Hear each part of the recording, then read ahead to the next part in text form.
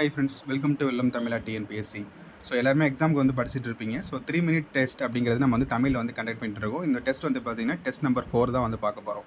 சரியா?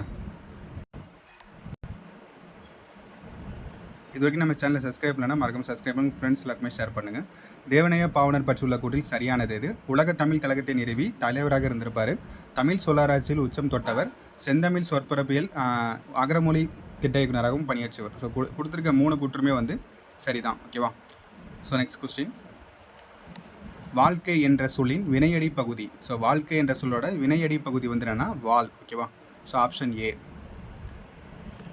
அடுத்து, ஒரு வினைமுற்று பெயரின் தன்மை அடைந்து வேற்றுமை உருபை ஏற்றும் ஏற்காமலும் வேறொரு பயனிலை கொண்டு முடிவது வினையாளனையும் பெயர். ரொம்ப ரொம்ப இம்பார்ட்டன்ட். சரியா? ஸோ அடுத்து கொஸ்டின் நம்பர் 4, தேனிலே ஊறிய செந்தமிழின் சுவை என தொடங்கும் பாடலை எழுதியவர் யார் அப்படின்னா கவிமணி. சொற்களை இணைத்து புதிதாக உருவாக்கிய சொல்லில் சரியானது எது? நம்ம புது சிலபஸில் இது மாதிரி கொஸ்டின்ஸ் வந்து ஒரு 2 கொஸ்டின் கண்டிப்பாக வந்து கேட்குறாங்க. ஸோ வந்து நம்மளுக்கு வந்து கரெக்டான வேர்டை நம்ம வந்து சூஸ் பண்ணணும். சரியா? இதில் வந்து கரெக்டான வேர்டு எது அப்படின்னா பூமணி தான் வந்து கரெக்ட் ஆன்சர். ஓகேவா? Option C. கலைச்சொல் கான்வர்சேஷன். ஸோ கான்வர்சேஷன் அப்படிங்கிறதுக்கும் டிஸ்கஷனுங்கிறதுக்கும் நம்மளுக்கு வந்து டிஃப்ரென்ஸ் வந்து தெளிவாக வந்து தெரிஞ்சுக்கணும். கான்வர்சேஷன் அப்படின்னா வந்து என்னென்னா உரையாடல், டிஸ்கஷன் அப்படிங்கிறப்ப அது வந்து என்னென்னா கலந்துரையாடல். ஓகேவா? ஸோ வந்து இது ஒரு கன்ஃபியூஸ் ஆகிற ஏரியா. ஸோ கரெக்டாக வந்து பார்த்துங்க.